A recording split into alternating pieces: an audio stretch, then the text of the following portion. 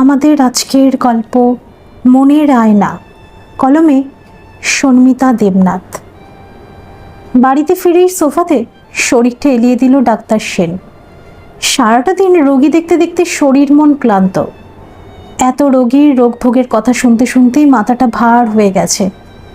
রাতের খাবার খেয়ে এক পেগ হুইস্কি খেয়ে শুতে হবে আজ, তাহলে কাল শরীরটা ঝরঝরে হবে। আপন মনে ভাবতে ভাবতে হঠাৎ কানে এলো মায়ের গলা। কি রে, হাত মুখ ধুবি না?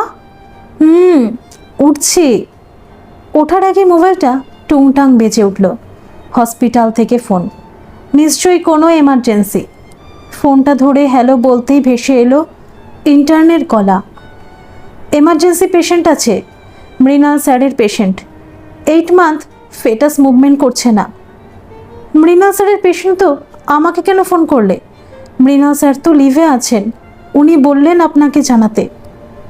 ওকে, পেশেন্টকে অ্যাডমিট করিয়ে ইমিডিয়েট একটা আল্ট্রাসাউন্ড করাও, আমি আসছি। ফোনটা রেখেই উঠে পড়ল ডাক্তার সেন। কি হলো, আবার বেরোবি নাকি? মায়ের প্রশ্নের উত্তরে চলে আসবো তাড়াতাড়ি বলেই বেরিয়ে গেল নিজের গাড়ি নিয়ে। বাড়ি থেকে হসপিটাল বড়জোর মিনিট 20-25 দূরত্ব। ইচ্ছে করেই হসপিটালের কাছাকাছি ফ্ল্যাট নেওয়া, যাতে রাত বিরেতে কোনো এমার্জেন্সি হলে যেতে অসুবিধা না হয়। হসপিটালে ঢুকেই সোজা ওবোস্টেটিক ওয়ার্ডে চলে গেল। সেখানে কর্তব্যরত নার্সের সাথে কথা বলে এবং আল্ট্রাসোনোগ্রাফি রিপোর্ট দেখে বুঝল গর্ভস্থ শিশুর গলাতে আর পায়ে নাড়ি জড়িয়ে যাওয়াতে সে নড়াচড়া করতে পারছে না। সামান্য নড়লেই গলার ওপর চাপ বাড়বে, ফলে শিশুর মৃত্যুও হতে পারে। ইমিডিয়েট ওটি করতে হবে। মৃণাল স্যারকে একটা ফোন করে কথা বলবো। পেশেন্টের কোন বেড? Bed number 10। রোগী ডাক্তারের বিপরীতে বাঁদিকে ফিরে শুয়ে আছে। ডাক্তার সেন রোগীর বেডের সামনে গিয়েই বলল, বাচ্চা মুভমেন্ট করছে না কতক্ষণ ধরে? কথা শুনে রোগী পাশ ফিরে তাকাতেই চোখ দুটো স্থির হয়ে গেল। ডাক্তার রোগী দুজনের দিকে অপলক তাকিয়ে। কারোর মুখ দিয়ে কোনো শব্দ বের হচ্ছে না। বেশ কিছুক্ষণ পর রোগী ধীর গলায় বলল, তুমি? আরও কিছুক্ষণ পর চুপ করে থাকার পর ডাক্তার সেন গম্ভীর স্বরে উত্তর দিল, হ্যাঁ আমি। বাচ্চার গলাতে নাড়ি জড়িয়ে গেছে, এখনই অপারেশন না করলে মারাও যেতে পারে। রোগীর বিস্ফোরিত হয়ে থাকা চোখের দিকে তাকিয়ে ডাক্তার প্রশ্ন করল, বাচ্চাটাকে বাঁচাবো নাকি মারবো? মনীষ। আতঙ্কে মুখ ফ্যাকাশে হয়ে গেল রোগীর। ওকে আর কোনো কথা বলার সুযোগ না দিয়ে ডাক্তার সেন পিছন ফিরে হাঁটা লাগালেন। বাড়ির লোককে ইতিমধ্যেই ডাকা হয়েছে, একজন মাঝবয়সী মহিলা ও 2 জন পুরুষ। এদের মধ্যে কে রোগীর স্বামী সেটা ঠিক বোঝা গেল না। দেখুন, বাচ্চার গলাতে নাড়ি জড়িয়ে গেছে, এখনই ওটি করতে হবে, তবে ওটির সময় বাচ্চার ক্ষতিও হতে পারে। ক্ষতি বলতে? 2 জন পুরুষের মধ্যে একজন প্রশ্নটা করল। আপনি পেশেন্টের কে হন? আমি হাজব্যান্ড। আচ্ছা, ক্ষতি মানে ধরুন সিজার করে বের করার সময় যদি নাড়িটাতে একটু জোরে চাপ পড়ে তাহলে বাচ্চার দম বন্ধ হয়ে যেতে পারে, অথবা গলায় এতক্ষণ চাপ রয়েছে বলেই ব্রেনে অক্সিজেন হয়তো কম পৌঁছেছে, ফলে বাচ্চা অ্যাবনর্মালও হতে পারে। তাহলে কি হবে? কি আবার হবে, আমি আমার সাধ্য মতো সাবধানে বাচ্চাকে বাইরে বের করে আনার চেষ্টা করব। একটু দেখবেন ম্যাডাম, মানে এটা আমাদের প্রথম বাচ্চা। বলেই ডাক্তার মনীষা সেন হন করে অপারেশনের প্রস্তুতির জন্য রওনা দিল। পেশেন্টকে ওটির জন্য প্রস্তুত করতেও কিছুটা সময় লাগে। সেই ফাঁকে মনীষা নিজের চেম্বারের চেয়ারে মাথা পিছনে হেলিয়ে সিলিংয়ের দিকে তাকিয়ে রইল এক মনে। ওর মন রোগীর চাহনিতে মুহূর্তের মধ্যে পিছিয়ে গেছে বেশ কয়েক বছর আগে। দুটো লাজুক চোখ, মৃদু হাসি, খুলে রাখা চুলের সুবাস, উত্তপ্ত ঠোঁটের গভীর আশ্লেষ, টুকরো টুকরো কিছু ছবি ওর মানসপটে ভেসে উঠতে লাগলো। মনীষার ফার্স্ট ইয়ার, বাড়ি থেকেই মেডিকেল কলেজে যাতায়াত করা যেত। তবুও মা বাবার বকাঝোকা এড়াতেই ও হোস্টেলে থাকার সিদ্ধান্ত নেয়। প্রথম দিন সন্ধ্যের পরে সিনিয়র মেয়েগুলো জুনিয়রদের একটা ফাঁকা রুমে ডেকে পাঠিয়েছে। মনীষারও ডাক পড়ল কিছুক্ষণ পরে। সেখানে ঢুকেই মনীষা দেখল মেয়েগুলো শুধু অন্তর্বাস পরে অশ্লীল গানের সাথে নাচ করতে বাধ্য হচ্ছে। হঠাৎ এমন দৃশ্য দেখতে হবে ও কল্পনাও করেনি। সংকোচে অন্যদিকে মুখ ঘুরিয়ে নিল। ওই তোকে বলছি লাজুকলতা, কি নাম তোর? মনীষা। জামা খোল। চোয়াল শক্ত করে দাঁড়িয়ে রইল মনীষা। কালা না কি বে, খোল জামা আর নাচ বাসন্তী। হো হো করে হেসে উঠল সিনিয়ররা। খুলব না। গানের আওয়াজ পেরিয়ে একটা নিস্তব্ধতা নেমে এলো কয়েক মুহূর্তের জন্য। তারপরে মনীষা একেবারে মুখোমুখি দাঁড়িয়ে সিনিয়র মেয়েটি বলল, নিজে খুলবি না আমরা টেনে খুলব, কোনটা পছন্দ? আমার গায়ে কেউ হাত দিলে দূর থেকে আরেকজন চেঁচিয়ে উঠল, ওই কি করবি? হাত ভেঙে রেখে দেব। ভাঙ দেখি। সিনিয়র মেয়েটি মনীষার গায়ে একটা ধাক্কা দিতেই ও হাতটা পিছমোড়া করে চেপে ধরল। ওহ! কোকিয়ে ওঠার শব্দ হতেই তার কয়েকজন সাগরেত এসে মনীষার চুলের মুঠি ধরতে চাইল। তার আগেই ও মাথা পিছনে হেলিয়ে হাতের নাগালের বাইরে চলে গিয়ে অপর হাতের কোনোই দিয়ে একটা জোর গুঁতো দিল সেই সাগরেদের মুখে। সেই সঙ্গে পিছমোড়া করে ধরে রাখা মেয়েটাকেও ধাক্কা দিয়ে মাটিতে ছুঁড়ে ফেলে দিল। কোনো মেয়ের গুঁতো লেগে তখন মেয়েটির ঠোঁট কেটে রক্ত বেরোচ্ছে। সিনিয়র সাগরেদরা আচমকা এসব দেখে হতভম্ব হয়ে গেল। জুনিয়ররা বুঝে গেল এইবার বড় কিছু একটা ঘটতে চলেছে। সিনিয়র সাগরেদের মধ্যে একজন বলল, ডেকে আন আরও কয়েকজনকে, আজ ওর জামা টেনে ছিঁড়ে ফেলবো। কথা শেষ হওয়া মাত্র একটি মেয়ে দরজার দিকে এগোতেই মনীষা সশব্দে দরজা বন্ধ করে কপাট আগলিয়ে দাঁড়িয়ে পড়ল। মনীষার চোখ মুখে রাগের অভিব্যক্তি দেখে এইবার সিনিয়র মেয়েগুলো একটু ভয় পেয়ে গেল। দরজা ছাড়। ছাড়বো না, কাছে এসে খোল। মনীষার লম্বা চওড়া মেধহীন শরীরটা তখন ওদের কাছে একটা আতঙ্ক হয়ে দাঁড়িয়েছে। কেউই ওর কাছে যেতে সাহস পেল না। দূর থেকেই বলল, খুব খারাপ করছিস তুই, খারাপ তোরা করেছিস, এখনই সবাইকে ভদ্রভাবে যেতে দে, নইলে নইলে ক্যারাটে ব্ল্যাক বেল্ট আমি, আর জামা টেনে ছিড়ব তোদের। শালা, সাহস কি বে তোর? আয় না, তুই আমাকে চিনিস না? আমি তোকে? একটি মেয়ে এগিয়ে আসতেই মনীষা চট করে ওর হাত পিছনে মুড়ে দেওয়ালের সঙ্গে মাথা চেপে ধরে দাঁড় করিয়ে দিল। মেয়েটার দম বন্ধ হয়ে আসলো। ওহ, ছাড় ছাড় কুত্তি ছাড়। ওকে দেওয়ালের সঙ্গে চেপে ধরে রেখেই মনীষা বলতে লাগলো, শালা, তোরা আমাকে চিনিস না, চিনে নে। আজই হোস্টেলের র্যাগিং শেষ, না হলে তোদের সবটাকে মেরে ফেলবো। দূরে দাঁড়ানো এক সাগরেদ বলে উঠল, প্রফেসরকে জানাচ্ছি, দাঁড়া, তোরা আজই কলেজে শেষ দিন। দেওয়ালে চেপে রাখা মেয়েটাকে ছেড়ে তখন মনীষা ঘুরে দাঁড়িয়েছে। ছাড়া পেয়ে মেয়েটা কোনো রকমে হাঁপাতে হাঁপাতে চলে গেল নিজের দলের কাছে। মনীষা দাঁতে দাঁত চেপে উত্তর দিল, দেখা যাবে কার শেষ দিন হয়।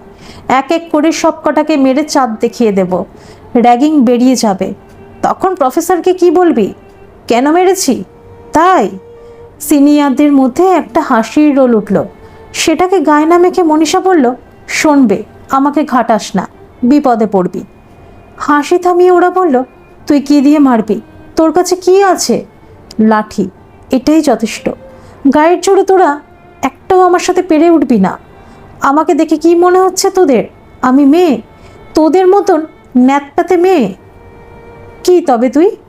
ওদের অবাক হওয়া প্রশ্নের উত্তরে কয়েক মুহূর্ত চুপ করে থেকে মনীষা উত্তর দিল, ছেলে। বাইরের চেহারাটাই শুধু মেয়ের, আমি ভেতরে একটা ছেলে। তাই তোদের মারটা আমার কাছে কোনো ব্যাপার নয়, বুঝেছিস? সবাইকে ভালো মতো যেতে দে, এরপর থেকে এসব বন্ধ, কথাটা মনে থাকে যেন। এরপর আর কথা বাড়ায়নি ওরা, সবাইকে ভদ্রভাবে যার যার রুমে যেতে দিয়েছিল। সেদিন থেকে সিনিয়ররা জুনিয়রদের আর ডেকে পাঠাতো না। এই ঘটনার পর থেকেই মনীষা হয়ে উঠেছিল মনীষ, ফার্স্ট ইয়ারদের হিরো।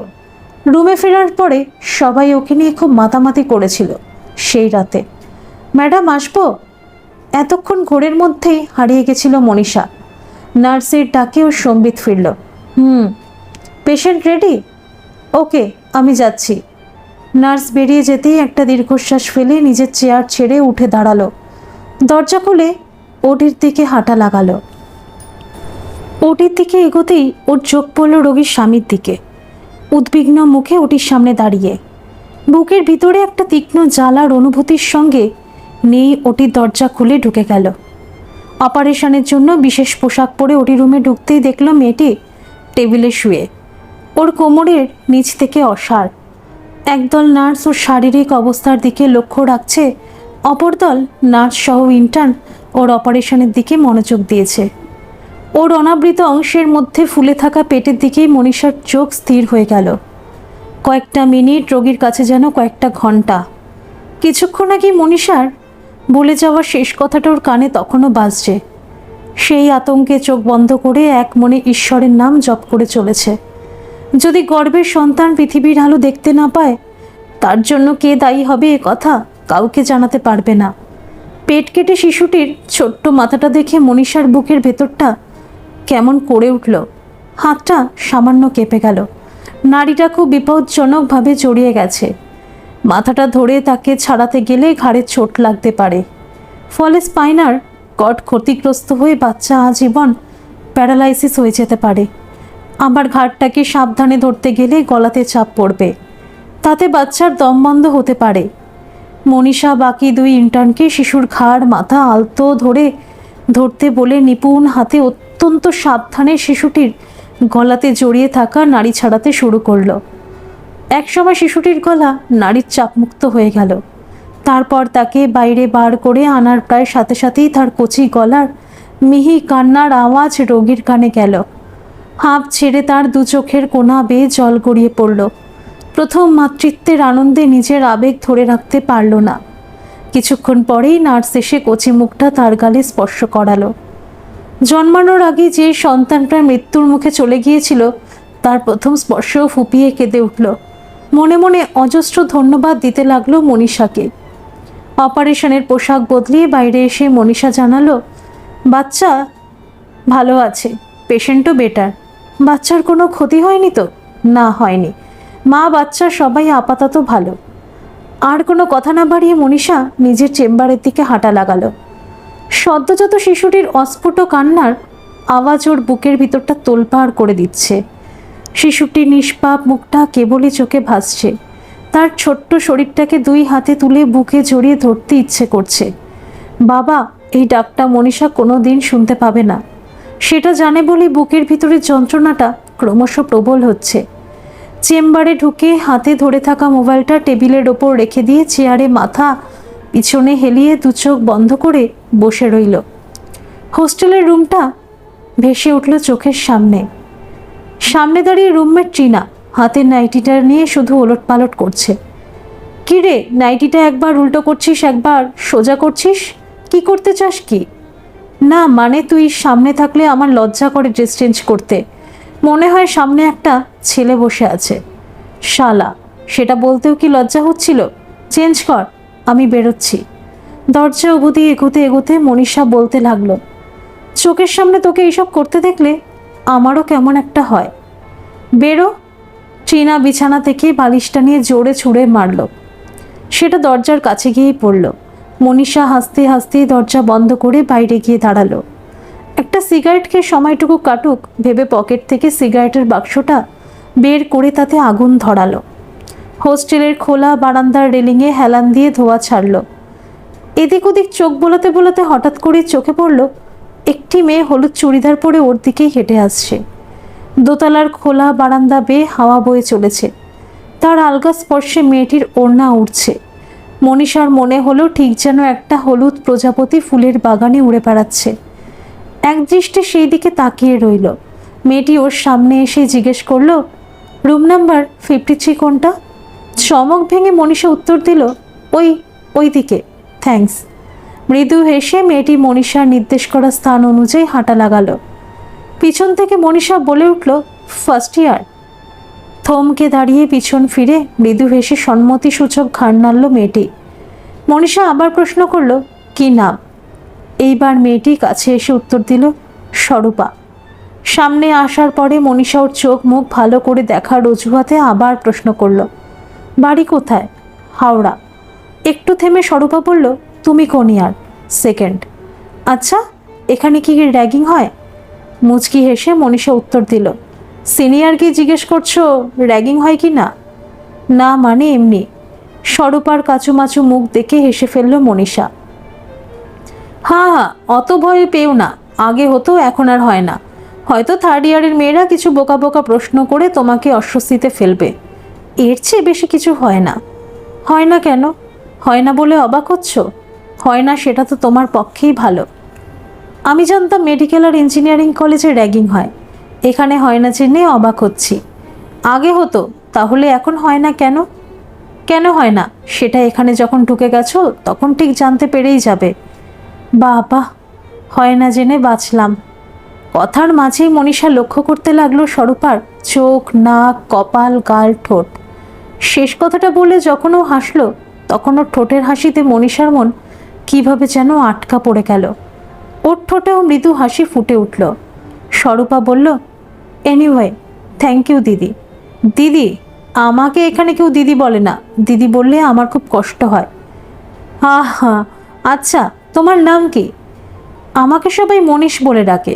ওহো, বুঝলাম। কি বুঝলে? ওই যে সবাই মনীষ বলে ডাকে। বাই। মৃদু হেসেও নিজের রুমের দিকে হাঁটা লাগালো। মনীষা অনুভব করলো স্বরূপা নিজের পদধ্বনির সঙ্গে ওর মনটা নিয়েও চলে গেল। এক দৃষ্টিও স্বরূপার হেঁটে চলা পথের দিকে তাকিয়ে রইল। হঠাৎ চোখের সামনে কারোর হাত দোলানোতে চমক ভাঙল। পাশে তাকিয়ে দেখলো চীনা দাঁড়িয়ে। কি দেখছিস? না কিছু না। তোর এতক্ষণ টাইম লাগে? কি করছিলিস এতক্ষণ ধরে যেটা আমার সামনে করতে পারতিস না? তুই এত ফালতু মেয়ে না। রুমে ঢুকে নিজের বিছানাতে বসতে বসতে মনীষা বলল, উফ, মেয়ে বলিস না তো, তোকে কি বলবো, ফালতু এক ছেলে একটা। ছেলে মেয়ে কিছুই বলতে হবে না। এত রেগে যাস কেন? তোকে মেয়ে বললে বিরক্ত লাগে আমার। আজ আমি বয়েজ হোস্টেলেই থাকতে পারতাম, শুধু মা বাবার জন্য সেটা হলো না। কিছুতেই বোঝে না আমার শরীরটা, আমার মন নয়। 1 বছর ধরে মনীষার সাথে এক রুমে থেকে চীনা এটা বুঝে গেছে ওকে মেয়ে বললেই ও রেগে যায়, বিরক্ত হয়, ওর খারাপ লাগে। ওর মন ভালো করার জন্য সামান্য হেসে বলল, আমার কি কপাল ভাব, একটা ছেলের সাথে 1 বছর ধরে এক ঘরে রাত কাটাচ্ছি। আমারও একই অবস্থা। দুজনেই হেসে উঠল। এনিওয়ে, নতুন মেয়ে নাকি? ওইভাবে হ্যাংলার মতো তাকিয়েছিলিস কেন?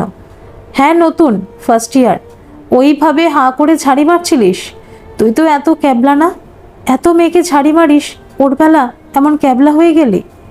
ঝাড়ি তো অনেককেই মারি, কিন্তু মনীষার চোখের সামনে ভেসে উঠল স্বরূপার ঠোঁটের রাশি। কিন্তু কিন্তু কি জানি না, চোখ ফেরাতে পারছিলাম না। চেম্বারের ল্যান্ড ফোনটা হঠাৎ বেজে উঠল। চোখ খুলে ভাবনার জগৎ থেকে বিচ্যুত হয়ে উঠে বসলো ফোনটা ধরার জন্য। হ্যালো ম্যাডাম, একবার পেশেন্টের ওষুধগুলো একটু বলে দিয়ে যান প্লিজ। যাচ্ছি। রিসিভার রাখতেই একটা দীর্ঘশ্বাস উঠে এলো ওর বুক থেকে। নিজের মোবাইল পকেটে ঢুকিয়ে ধীর পায় চেম্বার থেকে বের হলো। ওয়ার্ডে ঢুকে কর্তব্যরতা নার্সকে সব ওষুধ বুঝিয়ে দিয়ে চলে যাওয়ার আগে একবার আর চোখে 10 নম্বর বেডের দিকে তাকালো। বুক অবধি সাদা চাদরে ঢাকা রোগী ওষুধের প্রভাবে গভীর ঘুমে আচ্ছন্ন। গাড়ির গিয়ার ঠিক করে এক্সিলেটারে চাপ দিতেই মনীষার হঠাৎ মনে পড়ে গেল একটা দিনের কথা। ফুল গিয়ারে দিয়ে একদিন বাইক চালিয়েছিল। পিছনে বসেছিল স্বরূপা। স্পিডে বাইক চলার কারণে ভয়ে মনীষাকে জাপটে ধরে বসেছিল। মনীষার হৃদস্পন্দন বাইকের গতির চেয়েও দ্রুত হয়ে উঠেছিল সেদিন। বাইক থামানোর পরও কয়েকটা মুহূর্ত স্বরূপা ওকে জাপটে ধরেই বসেছিল। মনীষা ডাকার পর হুঁশ ফিরেছিল ওর। অত জোরে বাইক চালানোর কারণে তখন অনেক রাগ করেছিল ও। স্বরূপা সেই রাগ করা এবং তা ভাঙানো এইসব কিছুই মন থেকে উপভোগ করেছিল সেদিন। জোরে ব্রেক চেপে গাড়িটা দাঁড় করিয়ে দিল মনীষা। ইস, অন্য মনস্কতার কারণে আর একটু হলেই একটা অ্যাক্সিডেন্ট হয়ে যেত। হসপিটালের গেটের সামনে গাড়ির মুখোমুখি থমকে দাঁড়িয়ে পড়েছে একটা অ্যাম্বুলেন্স। অ্যাম্বুলেন্স চালকটিও অবাক হয়ে তাকিয়ে ডাক্তার মনীষা সেনের দিকে। লজ্জায় মাথা দুদিকে নেড়ে দুঃখ প্রকাশ করে মনীষা অ্যাম্বুলেন্সের পাশ কাটিয়ে বেরিয়ে গেল। গাড়ি চলছে। যখন হসপিটালে এসেছিল তখন ভাবতেও পারেনি বাড়ি ফেরার সময়টা এত দীর্ঘ হয়ে উঠবে। সবার থেকে আলাদা হয়ে নিজের সাথে একা হতে ইচ্ছে করছে খুব। যে স্মৃতিগুলো এত বিধ্বংসী সেগুলোর সাথে মুখোমুখি যুদ্ধ করাটা অনেক সহজ হবে তাহলে। মাঝরাতের ফাঁকা শহরটাও ওকে সেই নির্জনতা, একাকিত্ব দিতে পারল না যেটা শোয়ার ঘরের বন্ধ দরজার আড়ালে পাওয়া সম্ভব। দেওয়ালে ঝোলানো ঘড়িটার রাত প্রায় 2টো। হাত মুখ ধুয়ে টেবিলে খেতে বসে দেখলো মা দুজনের খাবার বাড়ছেন। এ কি মা, তুমি এখনো খাওনি? মৃদু হেসে মা উত্তর দিল, আমি কি তোকে ছাড়া খাই? ওসব বললে শুনবো না। তোমার বয়স হচ্ছে, এই রাত 2টোর সময় খেলে হজম হবে? তুই সারাদিন পরে বাড়ি ফিরলে তবে খাবি। তোকে পেট ভরে খেতে না দিলে আমার গলা দিয়ে খাবার নামবে? মনীষা বুঝলো মাকে বোঝানো বৃথা। মায়ের মতো এমন মাটির মানুষও খুব কমই দেখেছে। আগে যাও বা সামান্য রাগ করতেন, বাবা মারা যাওয়ার পর সেটুকু আর করেন না। ও বোঝে মা মনীষাকে নিজের শেষ অবলম্বন হিসাবে আঁকড়ে ধরতে চান মা। অনেক বছর ধরে বলে বলে অন্তত এইটুকু বোঝাতে পেরেছে যে ও কোনো ছেলেকে বিয়ে করতে পারবে না। তাই জামাই নাতি নাতনি এদের ভালোবাসা কোনোদিন পাবে না বুঝে গেছে বলেই বোধ হয় এমনভাবে ওকে আঁকড়ে ধরে রাখতে চান। ভালোবাসার স্বভাবই তাই, আঁকড়ে ধরে নিজের অস্তিত্বের সাথে মিলিয়ে দেওয়াতেই এর তৃপ্তি। ঠিক যেমনটা মনীষার ক্ষেত্রেও ঘটেছিল। তখন যদি বুঝতো ভালোবাসাকে এমন নিবিড়ভাবে নিজের সত্তার সাথে মিশিয়ে দিলে তার পরিণতি বড় মর্মান্তিক হয়, তাহলে কি আর তা করতো? মাথা নিচু করে এক মনে খাবার খেতে লাগলো মনীষা। কিরে, আর একটু ভাত দেব? না। কি এত ভাবছিস? এমার্জেন্সি বলে বেরোলি, সিরিয়াস কিছু? খেতে খেতে উত্তর দিল মনীষা। না, তেমন কিছু নয়। বাচ্চার গলাতে নাড়ি জড়িয়ে গেছিল, তাই অপারেশন করতে হলো। ওহ, তা বাচ্চাটা ভালো আছে তো? হ্যাঁ, যাক বাবা, ভগবান বাঁচিয়েছে। মায়ের মনের কি অবস্থা হয়েছিল ভাবতো। মনীষা এই কথার কোনো উত্তর করল না। ওর কানে তখন ভেসে আসছে একটা কথা, আমরা বাচ্চা দত্তক নেব। আমি হব মা, আর তুমি? তুমি কি হবে? আমাকেও বাবা বলেই ডাকবে, দারুণ হবে। বিছানাতে একই চাদরের নিচে শুয়ে মনীষার বুকে মাথা রেখে বলেছিল স্বরূপা। না, আজ আর খাবার গলা দিয়ে নামছে না। প্লেটটা সরিয়ে রেখে টেবিল ছেড়ে উঠে পড়ল। কি রে, ভাতটুকু খেলি না? বেসিনে মুখ ধুতে ধুতে মনীষা উত্তর দিল। না, এত রাতে আর ভালো লাগছে না। তুমি কি শুয়ে পড়ো মা, আমি ঘরে চাই, ভীষণ টায়ার্ড। হ্যাঁ যা, কাল সকাল সকাল উঠতে হবে না? একটু বেলা করেই বেরোস। মনীষা নিজের ঘরে গিয়ে দরজা বন্ধ করে দিল। বিছানাতে শরীরটা এলে দিয়ে হাঁপ ছাড়ল। সকলের সামনে স্বাভাবিক থাকার অভিনয় আর করতে হবে না। এই ঘরটা ওর অনেক অভিযোগ যন্ত্রণার একমাত্র দোসর, তাই এখানেই ও আবরণহীন মুখে অক্লেশে থাকতে পারে। ঘরে হালকা আলো জ্বলছে। সিলিংয়ের অর্ধাংশে মৃদু আলো, বাকিটুকু অন্ধকার। সেই অন্ধকারেই স্বরূপার লাজুক তির্যক চাহনি ভেসে উঠল। মনে হলো যেন সিলিংয়েই একটা আয়না লাগানো আছে, যেখানে স্বরূপার স্পষ্ট প্রতিবিম্ব ভেসে উঠছে।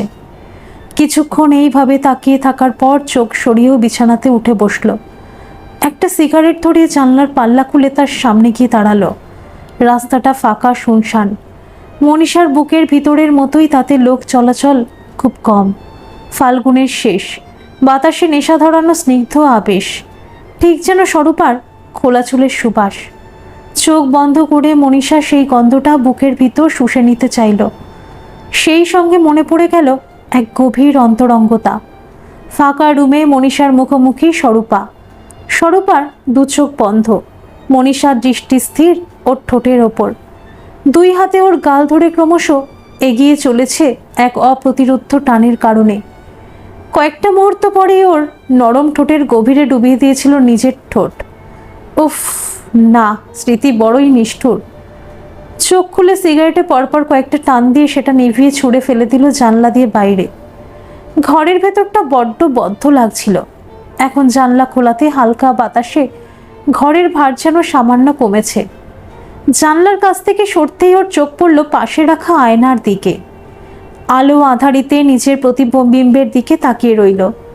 ছোট করে কাটা বয়কার চুল, গায়ে একটা গোল গলা গেঞ্জি। শুধু মুখটা দেখে কেউ বুঝবে না ও একটা মেয়ে। এক ঝলক দেখলে মনে হবে সদ্য দাড়িগোপ কমানো কোনো পুরুষের মুখ, কিন্তু আরও একটু নিচে নামলেই শরীরে নারীত্বের লক্ষণ বোঝা যায়। আয়নাটার উপর ওর ভীষণ রাগ হয়। প্রতিদিন এই আয়নাটাই ওকে ওর আসল চেহারাটা দেখিয়ে দেয়। ওর মনের ভেতরের আয়নাতে যে বলিষ্ঠ পুরুষটি লুকিয়ে আছে, তাকে এই আয়নাতে কিছুতেই ধরা যায় না। দীর্ঘশ্বাস ফেলে আয়নার সামনে থেকে সরে এসেও বিছানাতে বালিশে হেলান দিয়ে বসল। আজ স্বরূপার কথা বড্ড মনে পড়ছে। মনটাকে যে কেন কিছুতেই রাশ টানতে পারছে না ও জানে না। হোস্টেলের রুমের দরজার সামনে দাঁড়িয়ে কলেজে যাওয়ার জন্য প্রস্তুত মনীষা। চীনা রুমের ভেতরে তখনও লিপস্টিক লাগাচ্ছে। উফ, সুন্দরী রে, হয়েছে হয়েছে, এবার রাখ, তোকে অনিন্দ এমনিতেও দেখবে। ধুর, অনিন্দর জন্য কে লিপস্টিক লাগাচ্ছে? তবে কার জন্য লাগাচ্ছিস? নিজের সাজতে ইচ্ছে করছে তাই। ন্যাকার মতো কথা বলিস না, তোর সব লিপস্টিক তো অনিন্দর পেটেই যায়। মনীষ, এত ঠোঁট কাটা না তুই। হ্যাঁ ভাই, আমি ঠোঁট কাটা, শুধু ভাবি যদি আমিও তোর অনিন্দর মতো কারোর লিপস্টিকের টেস্ট পেতাম। কথা শেষ না হতেই পাশ থেকে একটা মেয়ের গলা শোনা গেল, থ্যাংক ইউ। ঘাড় ঘুরিয়ে মনীষা দেখল স্বরূপা দাঁড়িয়ে ওর দিকে তাকিয়ে রয়েছে। কপালে একটা ছোট্ট কালো টিপ, হালকা গোলাপি লিপস্টিক, কপালের ওপর এসে পড়া চুলগুলো হাওয়াতে উঠছে। মনীষা অপলক ওর দিকে তাকিয়ে রইল, কি বলবে ভেবে পেল না।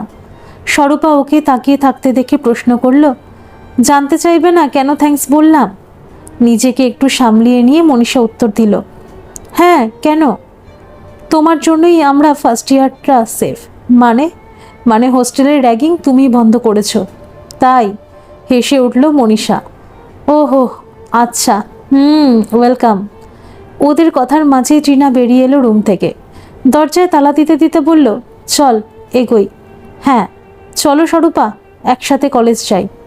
মনীষার এই অনুরোধে স্বরূপা ওদের সঙ্গেই হাঁটা লাগালো। হোস্টেল থেকে কলেজ 5 মিনিটেই ঢুকে যাওয়া যায়। সেই পথটুকু মনীষার স্বরূপাই বেশি কথা বলে গেল। চীনা বেশি কথা বলার সুযোগই পেল না। এই 5 মিনিটে স্বরূপার বাড়ি, পরিবার, পছন্দ অপছন্দ অনেক কিছুই জেনে গেল মনীষা। প্রতি শনিবার স্বরূপা বাড়ি ফিরে যায়, সোমবার কলেজে দেখা হয়।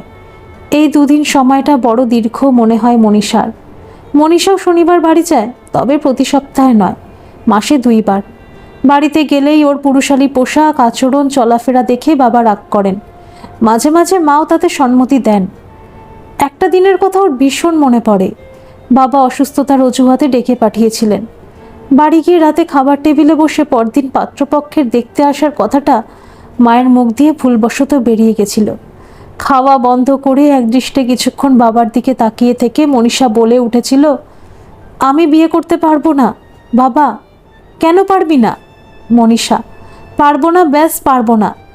বাবা, পাড়ার লোকে তোকে নিয়ে হাসাহাসি করে জানিস, আত্মীয় স্বজনরাও নানা রকম কথা বলে। মনীষা, বলে বলুক, তবুও আমি বিয়ে করতে পারবো না। মা, পরশুদিন আলো বৌদি ফোন করেছিল, ওর মেয়ের বিয়ে ঠিক হয়েছে। ফোনে রাখার আগেই বলল, তোমরা তোমাদের মেয়ের জন্য ছেলে দেখবে নাকি মেয়ে দেখবে? বাবা, তোর মা কথাটা শুনে ফোন রেখেই কেঁদে ফেলেছিল। মনীষা, কাঁদলে কেন? মুখের ওপর বলতে পারলে না আমার মেয়েকে নিয়ে তোমাদের এত মাথা ব্যথা কেন? বাবা, তুই তো বলেই খালাস, কথাগুলো তো শুনতে হয় আমাদের। মা, তোর মনে নেই শ্রীপর্ণার মা আমাকে কী রকম কথা শুনিয়েছিল? মনীষা, আবার শ্রীপর্ণার কথা টানছ? বাবা, টানবে না, আর কতদিন এইরকম হয়ে থাকবে? মনীষা, আমি এইরকমই, বিয়ে করতে পারবো না আমি। বাবা, কেন? মনীষা, কারণ আমার ছেলেদের ভালো লাগে না। কথাটা সেদিন প্রথমবার মা বাবার সামনেই বলেছিল, বলেই খাবারের থালা সরিয়ে রেখে উঠে পড়েছিল। কথাটা শুনে মা বাবার মনোভাব কি হতে পারে সেটা প্রত্যক্ষ করতে চাইছিল না। ওর এত বারণ সত্ত্বেও পরদিন পাত্রপক্ষ এসেছিল। মনীষা মায়ের সাথে এক প্রকার যুদ্ধ করে জিন্স আর টি শার্ট পরে পাত্রের সামনে উপস্থিত হয়েছিল। পাত্রপক্ষ তখন সবে চায় চুমুক দিয়েছে। মনীষা ওদের সামনে এসেই বলে উঠেছিল, আমি এই বিয়ে করব না, আপনারা চলে যান। পাত্রের মা অবাক হয়ে জানতে চেয়েছিল, তাহলে আমাদের ডেকে পাঠানো হলো কেন? মনীষার বাবা বলে উঠেছিলেন, আসলেও এখনও পড়াশোনা করতে চায়, তাই আর কি। দীপ্ত কণ্ঠে মনীষা বলে উঠেছিল, না, আমি বিয়ে করতেই চাই না। পাত্রের বাবা, কেন? মনীষা, কারণ আমার ছেলেদের ভালো লাগে না। পাত্রের মা, সেটা তো মেয়ের চেহারা দেখেই বোঝা যাচ্ছে। পাত্রের বাবা, কি নোংরা মানসিকতা এসব মেয়েদের, ছি। পাত্রের মা, কি দিনকাল পড়ল মা গো। বলেই পাত্রপক্ষ সবাই উঠে চলে গেছিল। মনীষার পাশ দিয়ে যাওয়ার সময় পাত্রের বাবা এমনভাবে গেল যেন মনীষার গায়ে প্রচুর ময়লা লেগে আছে, পাছে গায়ের কাছে ঘেঁষলে সেই ময়লা ওনার গায়েও লেগে যায়। এই ঘটনার পর থেকে বাবা মনীষার সাথে কথা বলা একেবারে বন্ধ করে দিয়েছিলেন। পাত্রপক্ষের এত অপমান উনি মেনে নিতে পারেননি। অভিমান আর রাগ নিয়ে পড়েছিল একমাত্র মেয়ের উপর। তার দিক থেকে সম্পূর্ণ মুখ ফিরিয়ে নিয়েছিলেন উনি। মনীষা বাবা বলে ডাকলে উনি চোখ তুলে তাকাতেন না, যেন ডাকটা ওনার কানেই পৌঁছায়নি। ও বহুবার চেষ্টা করেছে বাবার সাথে সহজভাবে কথা বলার, বাবার পছন্দের খাবার কিনে এনে পাশে বসে গল্প করার, কিন্তু না, উনি ভীষণ গম্ভীর হয়ে উঠেছিলেন। সেই সময় উনি দিনরাত নিজেকে বিভিন্ন বইয়ের মধ্যে ডুবিয়ে রাখতেন। মাস ছয়েক পরে হঠাৎ ব্রেন স্ট্রোক হয়ে সংজ্ঞাহীন অবস্থায় উনি হাসপাতালে ভর্তি হয়েছিলেন। ওনার শরীরের ডান দিকটা অসাড় হয়ে গেছিল। মৃত্যুর দিন সকালে ওনার জ্ঞান ফিরলে উনি মনীষাকে ডেকে পাঠান। বা হাতে মনীষার হাত ধরে জড়ানো স্বরে বলেছিলেন, আমাকে মাফ করিস মা, আমি বুঝেছি তুই ইচ্ছাকৃত এসব করিসনি। এই কয় মাসে প্রচুর বই পড়েছি, ইন্টারনেট ঘেটেছি, বুঝেছি তোর কিছু শরীরের হরমোন, প্রোটিন, ডিএনএর গঠন, ব্রেনের কিছু রাসায়নিক অন্য মেয়েদের মতো নয়, তাই ছেলেদের তুই পছন্দ করিস না। তবে আমি তো বাবা, তাই চাইতাম একটা ভালো ছেলের সাথে তোর বিয়ে হোক। সেটা আর হবে না, আমিও আর বাঁচব না, আমাকে মাফ করিস। তোর মাকে আমি সব কিছু বুঝিয়ে বলে যাব। তোকে কিন্তু একটা খুব বড় ডাক্তার হতে হবে, আমার আশীর্বাদ রইল।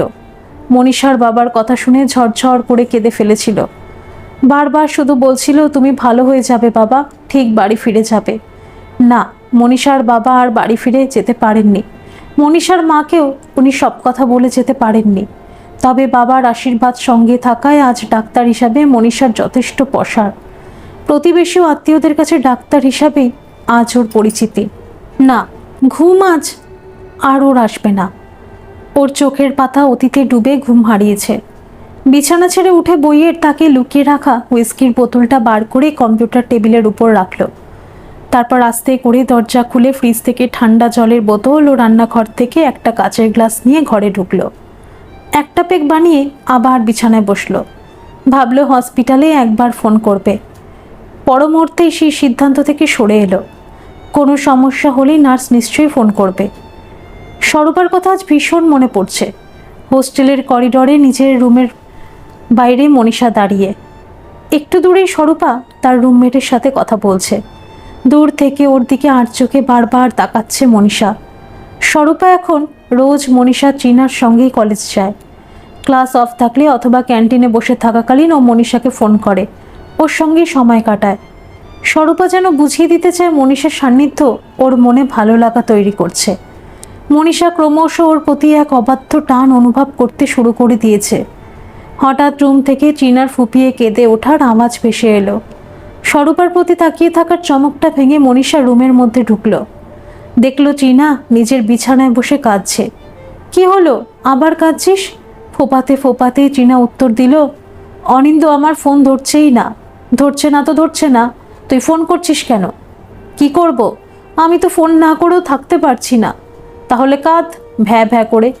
চীনা আবার কাঁদতে শুরু করলো। মনীষা নিজের হাত মুঠো করে নিজেকে সংযত করে বলল, আরে বাবা থাম। ফোপাতে ফোপাতে চীনা উত্তর দিল, তুই কিভাবে বুঝবি? তোর কি কোনো বয়ফ্রেন্ড আছে? অনিন্দ কিভাবে চিৎকার করে আমার সাথে ঝগড়াটা করলো বলতো? আমার দোষটা কোথায়? দোষ তো ওর। ও কেন ওই মেয়েটার সাথে লাইব্রেরি গেল? আমাকে একবার তো বলে যেতে পারতো। আবার বলছে নাকি আমি ওকে অকারণ সন্দেহ করছি। আমাকেও সরিও বলছে না, উল্টে বলছে আমি নাকি দোষ করেছি, আমি ওকে সরি বলবো। আরে বাবা, সেটা যে বলবো তার জন্য ফোনটা তো ধরবে। চীনার এক নাগাড়ে বলে যাওয়া কথাগুলো শুনে মনীষা বলল, শোন, তুই ওকে আজ আর ফোন করিস না। কাল কলেজে কোনো ফাঁকা রুমে গিয়ে একেবারে জড়িয়ে ধরে ডাইরেক্ট কিস করবি। দেখিস ওর মন গলতে বাধ্য। তবে তার আগে বলবি না যে তুই ওকে কিস করতে চলেছিস। কিছু না বলে ডেকে নিয়ে গিয়ে হঠাৎ করবি। চীনা নাক টেনে প্রশ্ন করলো, বলছিস এতে কাজ দেবে? 100% দেবে। আমার সাথে কেউ এরকম করলে আমি তো গলেই যেতাম। তুই থাম, আর বলিস না, শুধু মেয়েদের ঝাড়ি মারিস। একদিন স্বরূপাকে সব বলে দেবো, দেখিস। জাত তেরি, কোথায় তোকে আমি হেল্প করছি আর তুই এভাবে আমাকে বিট্রে করবি? আর চোখে চীনা তাকিয়ে প্রশ্ন করলো, তুই কি স্বরূপার ওপর সিরিয়াস? I think so. এই রিলেশনের ভবিষ্যৎ কি হবে মনীষ? মনীষা কি উত্তর দেবে ভেবে পেল না, চুপ করে গেল। ইতিমধ্যে চীনার ফোন বেজে উঠল। অনিন্দ, ইশারায় ওকে ফোন ধরে মিটমাট করার কথা বলে মনীষা আবার রুমের বাইরে গেল। দেখলো স্বরূপা করিডর থেকে চলে গেছে। একটা দীর্ঘশ্বাস উঠে এলো ওর বুক থেকে। কলেজে অনেকে ছেলেকেই মেয়েদের সঙ্গে সম্পর্কের মধ্যে জড়াতে দেখেছে, এমনকি টিনাকেও সবসময় অনিন্দর সঙ্গেই দেখে। ওদের দেখলে বুকের ভিতরটা চিনচিন করে ওঠে, ভাবে ছেলেগুলো কত ভাগ্যবান, ভগবান কেন ওকে ছেলের শরীর দিল না। কলেজে অনেকেই ওর পুরুষালী আচরণ নিয়ে মজা করে। মেয়ে বন্ধুরা বলে, তুই তো একটা ছেলে, তুই এইসব মেকআপের কি বুঝবি, অথবা তোর প্রেমে কি আর কোনো ছেলে পড়বে, বলেই ঠোঁট চেপে হাসতে থাকে। ছেলেরা বলে, তুই আসলে তো একটা মেয়ে, তুই আমাদের ব্যাপার স্যাপার ঠিক বুঝবি না। সব কথাকেই মজার ছলে হেসে উড়িয়ে দিলেও সেই চিনচিনে ব্যথাটা তখনও অনুভব করে। বাসে ট্রেনে অনেক সময় এমন কিছু মানুষের মুখোমুখি হতে হয় যাদের দৃষ্টি একবার ওর মুখ আর শরীরের মাঝে ঘোরাফেরা করে। তারা আপাত দৃষ্টি দিয়ে মেপে বুঝতে চেষ্টা করে ও আদৌ ছেলে না মেয়ে। মনীষা আশ্চর্য হয় এই মানুষগুলোর কথা ভাবলে। বুঝে পায় না একটা অচেনা মানুষের ব্যক্তিগত জীবনের প্রতি তাদের এত কৌতূহল কিসের।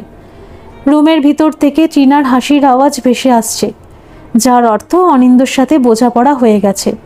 কি সুন্দর হতে পারে ওদের আগামী ভবিষ্যৎ। একটা দীর্ঘশ্বাস ফেলে গ্লাসে রাখা পেকটা এক নিঃশ্বাসে খেয়ে নিল। মনীষা হঠাৎ তলপেটে একটা ব্যথা শুরু হলো। কিছুক্ষণ পরে একটু অস্বস্তি হতেই ও উঠে বাথরুমে চলে গেল। কিছুক্ষণ পর বিরক্তি সহকারে বাথরুম থেকে বের হলো। ঋতুস্রাবের এই কয়েকটা দিন ওর মন মেজাজ বিরক্তিতে ভরা থাকে।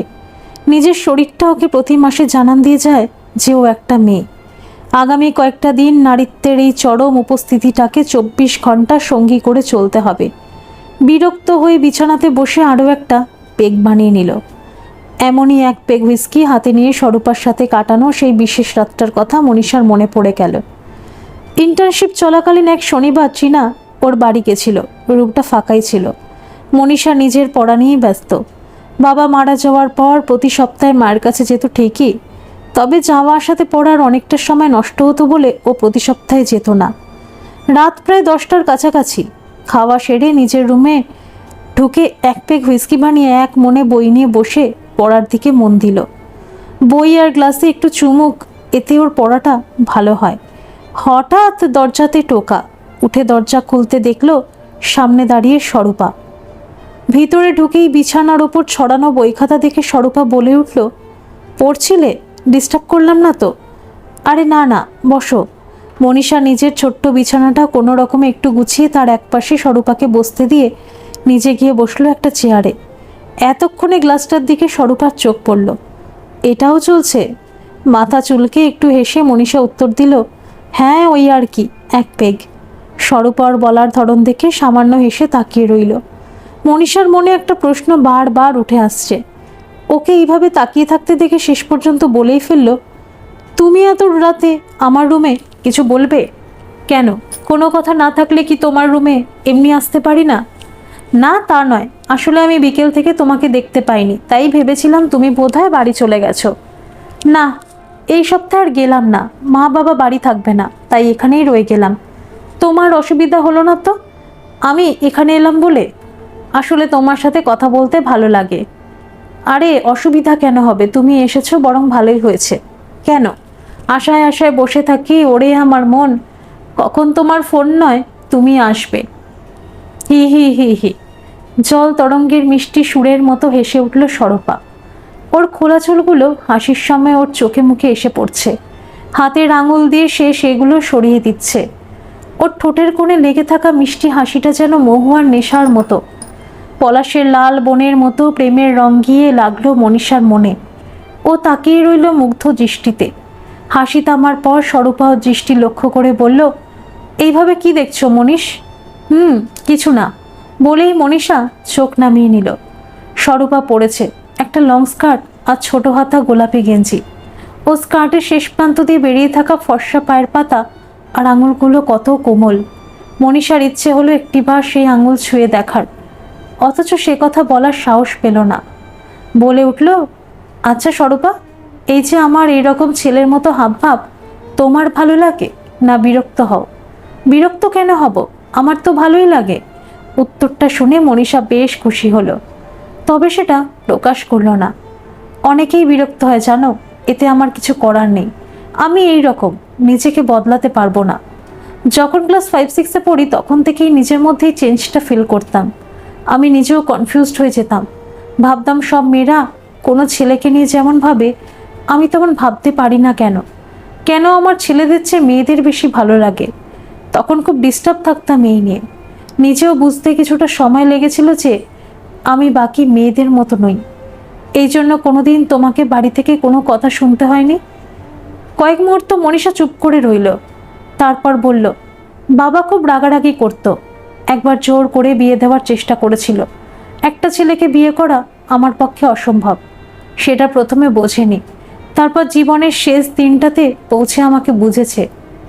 বাবা তখন সেরিব্রাল অ্যাটাক হয়ে হসপিটালে ভর্তি, তখন আমাকে বুঝে মাফ করে দিয়েছে। আর তোমার মা? মাকে অনেক বুঝিয়েছি, মা কিছুতেই বুঝতে পারতো না আমি একটা মেয়ে হলেও কেন মেয়েদের পছন্দ করি। অনেক বুঝিয়ে, কিছু ডকুমেন্টারি দেখিয়ে, বিভিন্ন বইয়ের থেকে কিছু অংশ পড়িয়ে তবে বোঝাতে পেরেছি যে আমার মতো মেয়েও হয় এবং এটা বায়োলজিক্যাল ব্যাপার, এটাতে আমার কোনো হাত নেই। এখন মা বোঝে, বিয়ের আর কথা বলে না। তবে মা আমাকে সেক্স চেঞ্জ অপারেশনটা কিছুতে করতে দিতে চায় না। কেন? মায়ের বক্তব্য, তুই আমার মেয়ে, তোকে মেয়ে হিসাবেই আমি জন্ম দিয়েছি, এইভাবে মেয়ে থেকে সম্পূর্ণ বদলে ছেলে হয়ে যাস না। আমার মন মেনে নিতে পারবে না। আমি মাকে আর বোঝাইনি। বাবা মারা যাওয়ার পর আমি মায়ের একমাত্র অবলম্বন, তাই মায়ের এই শেষ অনুরোধটুকু আমি মেনে নিয়েছি। অন্তত এইটুকু শান্তি শেষ পর্যন্ত মা আমাকে বুঝেছে। বিষাদময় হেসে মনীষা বলল, আজ অনেক দুঃখের কথা শেয়ার করলাম তোমার সাথে। আফটার অল আমরা বন্ধু, তাই না? বন্ধু কথাটা শুনে একটু আনমনা হয়ে উত্তর দিল মনীষা। কি ভাবছো? কি ভাবছি? না, তেমন কিছু নয়। আমার খুব ভালো একটা বন্ধু ছিল জানো, স্কুলে আমরা একসাথেই পড়তাম, শ্রীপর্ণা। ও ছিল আমার বেস্ট ফ্রেন্ড। ওর পাশেই বসতাম, ওর সাথে টিফিন টাইমে আলাদা হয়ে টিফিন শেয়ার করতাম। ওকে আমার সব কথা বলতাম, ও আমাকে বলতো ওর সব প্রবলেম। কিন্তু ক্লাসমেটরা সেটাকে অন্যভাবেই নিত। হয়তো আমরা ক্লাসের একদম শেষে একটা ফাঁকা বেঞ্চে বসে কথা বলছি, পেছন থেকে হাসির রোল উঠত, টিটকিরি দিয়ে কেউ কেউ কথা বলতো রোমিও জুলিয়েট। আমার খারাপ লাগতো, কষ্ট পেতাম। শ্রীপর্ণা বুঝতে পারতো আমাকে, ও বলতো, মনীষা বাদ দে ওদের কথা, আমরা তো জানি আমরা দুজন কি। তবুও খারাপ লাগতো। রাস্তায় অনেক সময় কোনো ছেলে টিটকিরি কেটে যেত, বলতে শুনতাম, আমাদের মতো হতে চাস? তাহলে প্যান্ট খুলে দেখা। আমি লাইফে প্রচুর অপমানিত হয়েছি। আমার চারপাশের মানুষরা বারবার বুঝিয়ে দিয়েছে আমি একটা মেয়ে, তাই ছেলে সেজে ঘোরার কোনো অধিকার আমার নেই। আবার মেয়েরাও বুঝিয়ে দিয়েছে আমি মেয়ে হলেও একটা ছেলে। কোন দিকে যাব আমি? সবার থেকে আলাদা হয়ে গেছিলাম এক সময়, ভীষণ একা লাগতো। তখন একমাত্র শ্রীপর্ণা ছিল আমার পাশে। আমি ওর কাছে কোনো মেয়ে অথবা ছেলে নই, ছিলাম শুধু বন্ধু। শ্রীপর্ণার সাথে এখনো বন্ধুত্ব আছে? একটা দীর্ঘশ্বাস ফেলে মনীষা উত্তর দিল, না, নেই। কেন? ক্লাসের একটা মেয়ে তার মাকে বলেছিল আমার আর শ্রীপর্ণার মধ্যে নাকি আলাদা সম্পর্ক আছে। সেটা শুনে তার মা শ্রীপর্ণার মাকে কথাটা লাগিয়েছিল। ব্যাস, শ্রীপর্ণার মা আমার মাকে ফোন করে যাচ্ছে তাই রকমভাবে অপমান করেছিল। মা ভীষণ কেঁদেছিল সেদিন, আমার এখনো মনে আছে। তখন ছিল ক্লাস 12, তারপর স্কুল শেষ। তখন থেকে শ্রীপর্ণার আমার মধ্যে কোনো যোগাযোগ নেই। Very sad. সামান্য হেসে মনীষা বলে উঠল, উফ, আমিও কেমন তখন থেকে তোমাকে বোরিং কথা বলে যাচ্ছি। বোরিং কেন হবে? এগুলো তো মনের কথা। কেন বললে তবে এত কথা আমাকে? প্রশ্নটা শুনে এক পলক স্বরূপার দিকে তাকালো মনীষা। স্বরূপা পূর্ণ দৃষ্টিতেই ওকে দেখছে। সেই চোখে চোখ রেখেই মনীষা উত্তর দিল, তোমাকে আমার খুব আপন মনে হয় তাই। আরক্ত মুখে চোখ নামিয়ে নিল স্বরূপা। মনীষা সেই চোখ দেখে নিজের অস্তিত্ব বিস্তৃত হলো। চেয়ার ছেড়ে স্বরূপার পায়ের সামনে হাঁটু মুড়ে বসে ওর দুই হাত নিজের মুঠোতে ধরে নিল। চোখের দিকে তাকিয়ে প্রশ্ন করলো, আমার সাথে সারা জীবন বন্ধুত্ব রাখবে?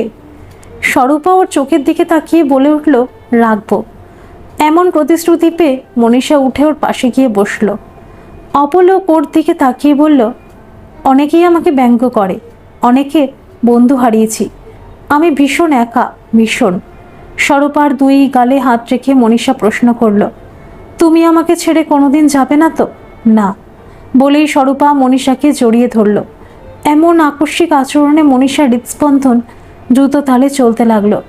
বেশ কিছুক্ষণ পরস্পরকে জড়িয়ে ধরে রাখার পর যখন স্বরূপা নিজেকে আলাদা করলো, তখন মনীষার চোখ চলে গেল ওর আনত দুই চোখের দিকে। টানা টানা সেই চোখে চুম্বন দিয়ে ওর কোমল দুই গালে ঠোঁটের চিহ্ন এঁকে দিল। স্বরূপার দুই চোখ বন্ধ, গভীর আবেশে ঠোঁট দুটো সামান্য ফাঁকা রয়েছে। অপ্রতিরোধ্য এক টান মনীষাকে স্থির থাকতে দিল না। বাহ্য জ্ঞান শূন্য হয়ে স্বরূপার খোলা চুলের সুবাসে নিজেকে ডুবিয়ে দিল। নিজের ছোট্ট বিছানার একপাশে ডাই করে রাখা বই খাতাগুলো কখন যে মাটিতে পড়ে গেল ওরা টের পেল না। স্বরূপা আর মনীষা তখন দৃঢ় আলিঙ্গনে আবদ্ধ। রাত প্রায় 12টা। মনীষার বুকে মাথা রেখে স্বরূপা বলল, মনীষ, তোকে ভালোবাসি। দু চোখ বন্ধ করে কথাগুলোর প্রতিটা শব্দ অক্ষর মনীষা নিজের বুকের ভিতরে শোষণ করে নিল।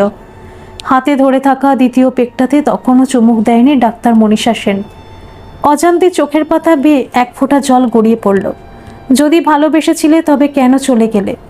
কেন? প্রচণ্ড যন্ত্রণার আগে পুরো গ্লাসটা এক নিঃশ্বাসে খালি করে ফেলল। সেই দিনের পরেও তো বহুবার মনীষার ফাঁকা রুমে ওরা দুজনে এক হয়েছে। তারপরেও কেউ কিভাবে সবকিছু ভুলে যেতে পারে?